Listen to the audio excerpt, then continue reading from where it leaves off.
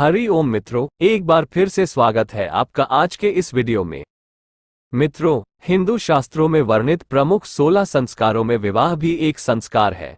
यदि कोई मनुष्य संन्यास नहीं लेता है तो प्रत्येक व्यक्ति को विवाह करना जरूरी है। विवाह करने के बाद ही पितृऋण चुकाया जा सकता है। विवाह एक ऐसा कर्म या संस्कार है जिसे बहुत ही सोच समझ और समझदारी से किए जाने की आवश्यकता है। दूर दूर तक रिश्तों की छानबीन किए जाने की जरूरत है। जब दोनों ही पक्ष सभी तरह से संतुष्ट हो जाते हैं, तभी विवाह को किए जाने के लिए शुभ मुहूर्त निकाला जाता है। मित्रों, हिंदू धर्म में विवाह को पवित्र संस्कार माना गया है। ये 16 प्रमुख संस्कारों में से एक है, जिसे पूरा करने के लिए कुछ नियमों का पालन करना जरूरी होता है। इसके लिए शास्त्रों में विधि और विधान भी बताए गए हैं। इसके अतिरिक्त शास्त्रों में विवाह के कई प्रकार भी बताए गए हैं। मित्रों, आज हम लोग जानेंगे कि विवाह के कितने प्रकार होते हैं और उसमें सबसे उत्तम कौन सा होता है, तथा विवाह की विधि क्या होती है, उन विधियों के क्या मतलब होते हैं। तो मित्रों, वीडियो पूरी और ध्यान से देखिएगा, सुनिएगा और समझिएगा। लेकिन मित्रों, वीडियो में आगे बढ़ने से पहले आपसे एक अनुरोध करना चाहूंगा कि वीडियो को लाइक और शेयर कीजिएगा, और अगर आप चैनल पर नए हैं तो चैनल को सब्सक्राइब कर बेल आइकॉन प्रेस कर ऑल सेलेक्ट कर लीजिएगा, जिससे आने वाली वीडियो की सूचना आपको सबसे पहले मिले। इस चैनल से आपको बिना बनावट के सही और सटीक जानकारी दी जाती है। हम आपके लिए इसी तरह की जानकारी वाली वीडियो लाते हैं और आपके सहयोग से आगे भी प्रस्तुत करते रहेंगे। मित्रों, इस चैनल पर आपको शॉर्ट में लेकिन मुख्य तत्व ज्ञान मिलेगा। मित्रों, सनातन शास्त्रों में विवाह के 8 प्रकार बताए गए हैं। विवाह के ये प्रकार हैं: ब्रह्म, देव, आर्ष, प्राजापत्य, असुर, गंधर्व, राक्षस और पैशाच। इनमें ब्रह्म विवाह को सबसे अच्छा माना गया है। आइए पहले ये जानते हैं कि उन 8 प्रकारों के विवाह के रीति क्या है। उसमें पहला है ब्रह्म विवाह। अच्छे शील स्वभाव और उत्तम कुल के वर से कन्या का विवाह उसकी सहमति और वैदिक रीति से करना ब्रह्मा विवाह कहलाता है। इसमें वर व वधू से किसी तरह की जबरदस्ती नहीं होती। कुल व गोत्र का विशेष ध्यान रखकर ये विवाह शुभ मुहूर्त में किया जाता है। दूसरा है देव विवाह। यज्ञ में सही प्रकार से कर्म करते हुए ऋत्विज को अलंकृत कर कन्या देने को देव विवाह कहते हैं। कन्या की सहमति से इस विवाह में उसे किसी उद्देश्य, सेवा, धार्मिक कार्य या मूल्य के रूप में वर को सौंपा जाता है। तीसरा है आर्ष विवाह। धर्म के लिए वर से 1 या 2 जोड़े गाय और बैल को लेकर कन्या को पूरे विधि विधान से वर को सौंपना आर्ष विवाह कहलाता है। ये ऋषि विवाह से संबंध रखता है। चौथा है प्रजापत्य विवाह। पूजन के बाद पिता ये कहते हुए कन्या दान करे कि तुम दोनों एक साथ गृहस्थ धर्म का पालन करो, तो ये विवाह प्रजापत्य विवाह कहलाता है। याज्ञवल्क्य के अनुसार इस विवाह से उत्पन्न संतान अपनी पीढ़ियों को पवित्र करने वाली होती है। पांचवा है असुर विवाह। कन्या के पिता या परिवार को धन या अन्य संपत्ति देकर मनमर्जी से कन्या को ग्रहण करना आसुरी विवाह कहता है। इसमें कन्या की मजी या नामजी का ध्यान नहीं रखा जाता। छठा है गांधर्व विवाह। कन्या और वर की आपसी इच्छा से जो विवाह होता है उसे गांधर्व विवाह कहते हैं। यह वर्तमान के प्रेम विवाह की तरह है। सातवां है राक्षस विवाह। जब कन्या से मारपीट करते हुए उसका जबरदस्ती अपहरण कर उससे विवाह रचाया जाए तो वह राक्षस विवाह होता है। रावण ने सीता के साथ इसी तरह विवाह का प्रयास किया था। आठवां है पैशाच विवाह। सोई हुई, नशे में मतवाली, मानसिक रूप से कमजोर कन्या को उसकी स्थिति का लाभ उठाकर ले जाना और फिर उसके साथ शारीरिक संबंध बनाकर विवाह करना पैशाच विवाह कहलाता है। ये विवाह सबसे निम्न कोटि का बताया गया है। मित्रों, वी और वाह इक्वल्स विवाह, अर्थात इसका शाब्दिक अर्थ है विशेष रूप से उत्तरदायित्व का वहन करना। विवाह को वैदिक पंडितों के द्वारा विशेष व्यवस्था, देवी पूजा, वर वरण तिलक, हरिद्रोलेप, द्वार पूजा, मंगलाष्टकम, हस्तपीतकरण, मर्यादाकरण, पाणिग्रहण, ग्रंथिबंधन, प्रतिज्ञाएं, प्रायश्चित, शिलारोहण, सप्तपदी, शपथ और आश्वासन आदि रीतियों को पूर्ण किया जाता है। गृह्णामि ते सुप्रजास्तोय हस्तम मया पत्या जर्दष्टियथास भगो अर्यमा सविता पुरंधिर्मह्यांतादु गार्हपत्याय देवा। इस मंत्र का अर्थ है कि मैंने तुम्हारा हाथ थामा है और कामना करता हूं कि हमारी संतान यशस्वी और हमारा बंधन अटूट हो। अब विवाह की प्रमुख विधियों को भी जान लेना जरूरी है। इसमें है प्रथम है चयन। जब वर और कन्या के चयन की प्रक्रिया प्रारंभ की जाती है तो कुंडली मिलान किसी योग्य पंडित या ज्योतिषाचार्य द्वारा करा लेना चाहिए। यदि कुंडली मिलान ठीक है और जन्मपत्री मिलान में भी अधिक गुण मिल रहे हैं तो उसको अधिक मान्यता देनी चाहिए। इसके अतिरिक्त गोत्र का भी मिलान कर लेना चाहिए। अगर वर और कन्या दोनों के गोत्र एक हुए तो विवाह नहीं करना चाहिए। ये भी आवश्यक है कि दोनों परिवारों में समानता होनी चाहिए। वर कन्या के कद, शिक्षा, आय आदि में संभाव होना अधिक आवश्यक है। कन्या के घर से वर का घर अधिक समृद्ध होना विवाह सुख में शुभ होता है। अगली प्रक्रिया है रोकना। जब वर और कन्या का चयन हो जाए तो कन्या के पिता को वर को रोकना चाहिए। इसके लिए वर को चांदी, स्वर्ण या द्रव्य से तिलक करें, मिष्टान खिलाएं और कन्या के बड़ों को यथाशक्ति द्रव्य द्वारा सम्मान करें। वर के पिता को भी चाहिए कि कन्या को स्वर्णाभूषण या द्रव्य और फल, वस्त्र प्रदान कर उसको स्वीकार करें। फिर होता है वागदान या सगाई। कोई शुभ मुहूर्त शोध कर कन्या के पिता वागदान या कन्यादान का वचन ले। इसके लिए प्रथम वर के पिता कन्या के पिता को आमंत्रित करें। कन्या के पिता वर के पिता के घर पहुंचकर सर्वप्रथम गणेश पूजन पश्चात षोडशोपचार सहित इंद्राणी पूजन का महत्व है। तदुपरांत नारियल व फल मिष्टान सम्मुख रख 3 पीढ़ियों के नाम उच्चारण सहित वर को स्वीकार करें। ग्रहों के निमित्त दान करें। यज्ञोपवीत, फल, स्वर्ण अंगूठी, वस्त्र, द्रव्य वर के पिता को दे। वर के बुजुर्ग व बड़ों का द्रव्य मिलनी द्वारा मान करें। वर की ओर से सुहागिन स्त्रियां वस्त्र, स्वर्ण, अंगूठी, चूड़ी, श्रृंगार का सामान व खिलौने कन्या को दे और उसका श्रृंगार करें। ब्राह्मण को तिलक कर दक्षिणा प्रदान करें। अंत में भोज व संगीत के साथ कार्यक्रम को पूर्ण करें।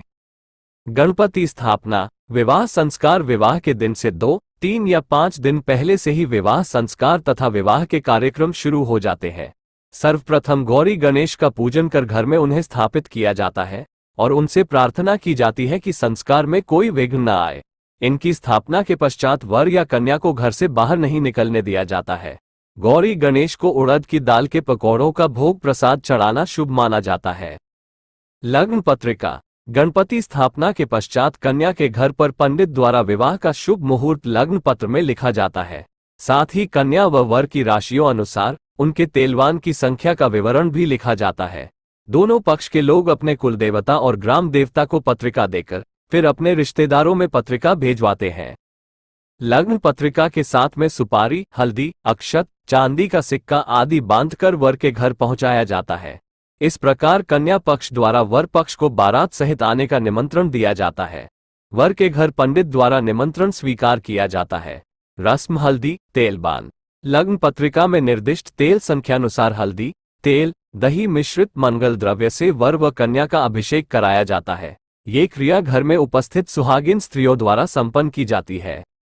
मेहंदी। सभी स्त्रियां वर, वधू व कन्याएं मेहंदी लगाती हैं। माना जाता है कि वधू की मेहंदी जितनी अच्छी हो भविष्य में उतना ही अच्छा उनका वैवाहिक जीवन रहेगा।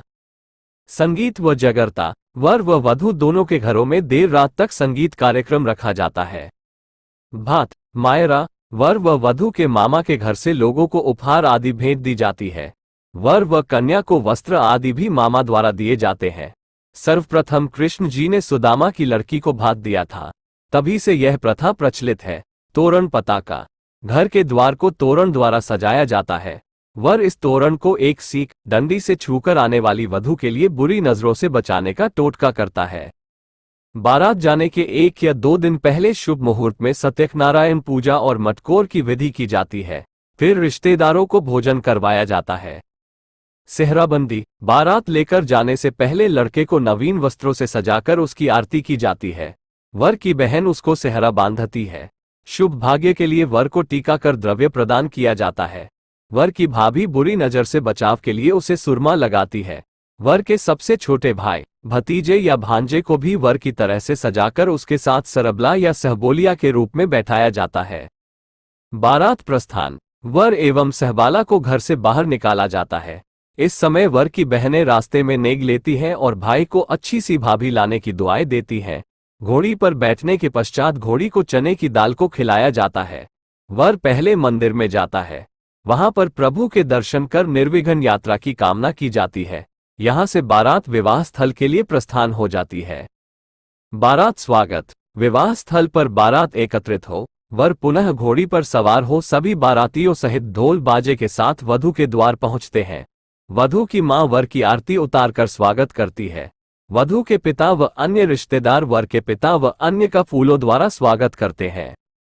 ग्राम गणेश पूजन। खेत, कन्या का पिता व कुल पुरोहित वर व उसके बंधु बांधवों सहित गणेश पूजन करते हैं। वधु पक्ष वर पक्ष को मिलनी व उपहार प्रदान करते हैं। जयमाला। वधु वर को माला पहनाकर अपनी स्वीकृति प्रदान करती है। बदले में वर भी वधु को माला पहनाकर अपनी स्वीकृति प्रदान करता है। विवाह संस्कार। वधु का पिता विवाह संस्कार का संकल्प कर विवाह संस्कार प्रारंभ करते हैं। वर को विष्णु स्वरूप मानकर पूजन करते हैं। घी, दही, मधु को कांसे के पात्र में मिलाकर वर के सत्कार में मधुपक खिलाया जाता है। गणेश व नवग्रह पूजन किया जाता है। वधु का पिता वर के कुलगुरु को गोदान देता है। वधु को बुलाकर सुहागिन स्त्री द्वारा वधु का श्रृंगार किया जाता है। स्वर्ण आभूषण पहनाए जाते हैं। कन्या का लक्ष्मी स्वरूप में माता पिता पूजन करते हैं।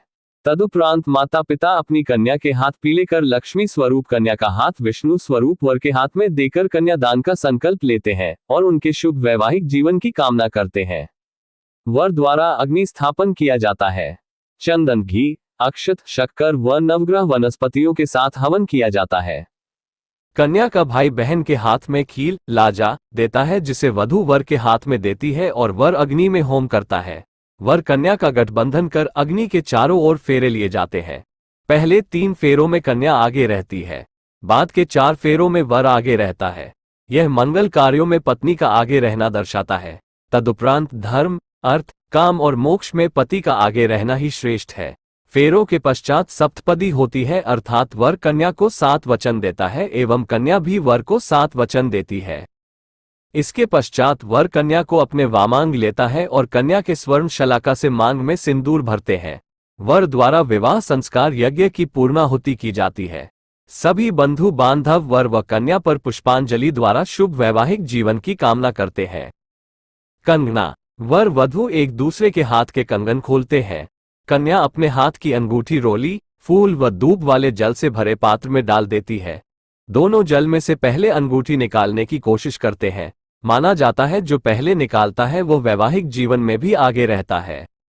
जूता चुराए। जब वर यज्ञ स्थल पर आता है तो वह अपने जूते उतार कर आता है। इसी समय उसके जूते कन्या की छोटी बहनें छुपाकर रख देती हैं। यज्ञ पूर्ण होने पर बहनें अपने जीजा से नेग लेकर जूते वापस करती है। विदाई। कन्या के परिवारजन वर व कन्या का तिलक करते हैं व कन्या को द्रव्य, वस्त्राभूषण व खाद्य सामग्री प्रदान करते हैं और कन्या को डोली में विदा करते हैं। वधु आगमन। वर की मां और अन्य वधु के सिर पर मंगल कलश रखकर गीत गाते हुए उसका घर में प्रवेश कराते हैं। लाल रोली या मेहंदी को पानी में भिगोकर कन्या का हस्तछाप दरवाजे के दोनों ओर लगाते हैं। कन्या अपने दाएं पैर से अक्षत कलश को फैलाते हुए घर में प्रवेश करती है। यह इस बात का संकेतक है कि घर में कभी अन्न की कमी ना हो। बहुभात। वधु प्रथम मीठे चावल या खीर आदि बनाकर सबको खिलाती है व सब बड़े वधु को उपहार प्रदान करते हैं। द्विरागमन। कुछ दिन पश्चात वधु अपने पिता के घर जाती है एवं पति उसे लेकर वापस घर आता है। वहां गणेश एवं द्वार मातृकाओं का पूजन होता है। इस तरह विवाह की प्रक्रिया पूर्ण होती है। दोस्तों, आशा है कि आप समझ गए होंगे और अगर अभी तक आप वीडियो को लाइक नहीं किए हो तो लाइक कर ले और अगर चैनल को अभी तक सब्सक्राइब नहीं किए हो तो चैनल को सब्सक्राइब भी कर ले। इस चैनल से आपको बिना बनावट के सही और सटीक जानकारी दी जाती है। धन्यवाद। शुभमस्तु।